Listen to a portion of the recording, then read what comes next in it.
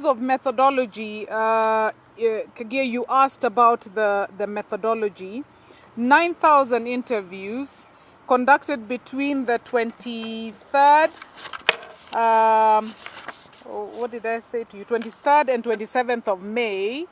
They're generally computer-assisted telephone interviews, okay? So it is done using a method called CATI, which means that we call the respondents. Indeed, that is perhaps the only way we can expedite it in that short a time frame, but also because the questions were not many. The second question you then asked is, what was the success rate? The success rate generally for us is high because we go out with a specific percentage or sample that we have to achieve. So if there's a drop-off, we then substitute that drop-off for that particular sample area with another one to achieve the sample. So if our sample target was 9,000, we still wanted to achieve the 9,000, and it means therefore that if our respondent drops off for whatever reason, the rule of thumb is very simple, that we don't bias a respondent. We give the respondent 3 chances. So assuming we reach out and call you and you say, I'm busy, we call you 3 times. We cannot substitute you with somebody else. We call you 3 times. If after the 3rd time we are still unable to reach you, you are substituted with someone who would be similar to you in terms of your demographics. And therefore, we still try to achieve our 9,000 because 9,000 was our sample. Okay? So that then becomes our success rate. We are not doing it and saying we wanted to achieve 9,000, but we have only been able to because we called Kagia 3 times and we couldn't reach him, and there were maybe 100 of them. We only achieved 8,900, for instance, right? Because we want to be sure that when we are doing our analysis by the different administrative regions, the proportion to size remains as is and does not distort the numbers that we are looking at, right? Are you getting it? There are surveys where the success rate is then determined because we'll say we tried and all we could get was 50% of the sample. So is it fresh database or existing database for the sample size? Fresh in what way? Did you use a sample size that you had previously in terms of database, or did you gather fresh database for this? We have a database right now ourselves, which I think is over maybe 1 million people, right? How do they qualify to be respondents in the survey? First of all, for you to be a qualified respondent, you must not have participated in a survey in the last, is it 3 months? 3 months, okay? So you are not a recycled respondent, right? And then secondly, the determination of whether you're going to be a respondent or not, Kagia, is not done by us. It's done by a computer algorithm, which is called a dialer. So the dialer then will run through all the contacts that we have and select the contact. If it knows it needs to take 200 contacts from Nairobi, it will select randomly the contacts in Nairobi and assign it to all the people in the call center who are the researchers. Okay? So that then is the question on that. Funding, I started by saying this was an omnibus. We are conducting another omnibus in 2 weeks. What happens with an omnibus is we reach out to various stakeholders, media owners, civil society, political parties, any interested party, and we say we are going out and our survey is going to be 9,000. Do you have any questions that you may want to write? And of course they pay for their questions. So different parties have different questions that they run on, but they enjoy from economies of scale. It is cheaper than doing your own survey.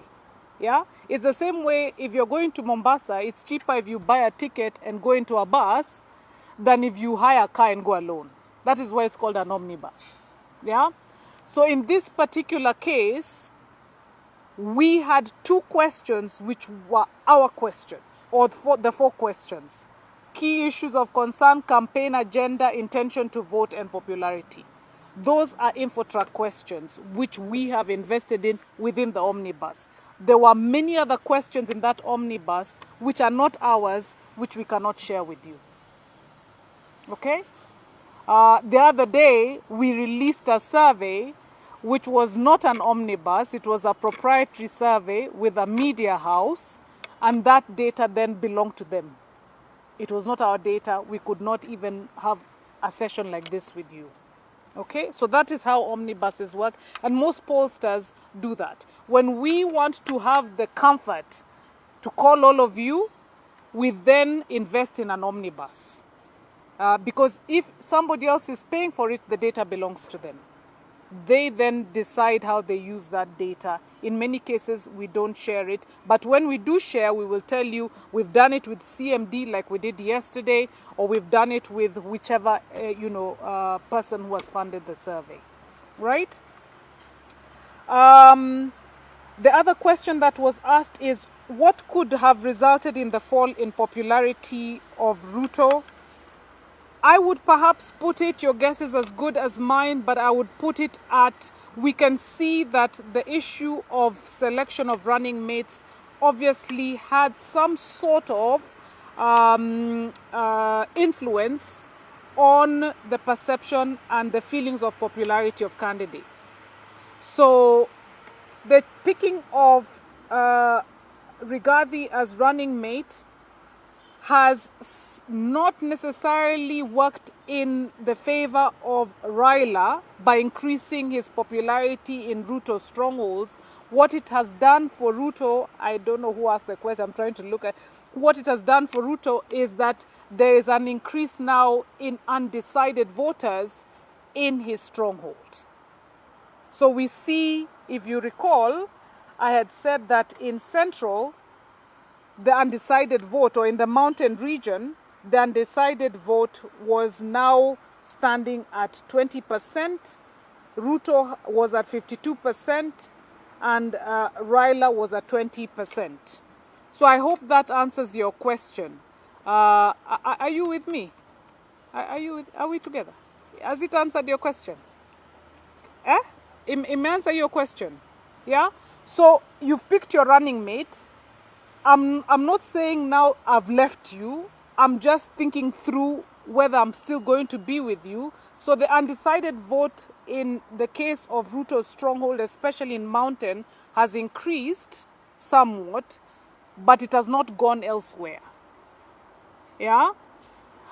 So we see that when we did the survey before, they were both at 42-42. Raila has maintained at 42. Ruto has gone down to 38.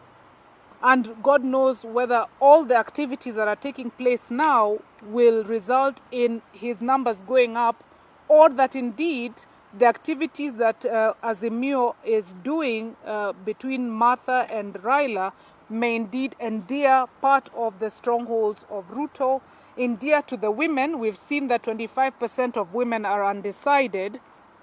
They've not yet made their decision as significantly as we would have expected. We would want to see whether that will change with all the campaigns that are taking place. Okay? Then I think the other question that was asked was, is debt an issue? So we see that debt in itself has not been mentioned as an issue per se, but what we do see is issues emanating around the economy are all over the place. High cost of living, cost of doing business, poverty reduction, all these things I think are kind of linked to debt.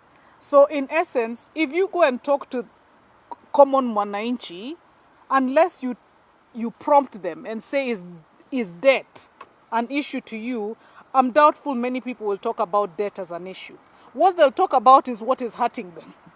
And what is hurting them is that when they go to buy things today in the shop or supermarket, 100 shillings cannot buy for them what it could buy for them before. And we know that that is linked to the many things, including the cost of debt that we currently have in the country. Okay? Yeah. Any other questions? Yes.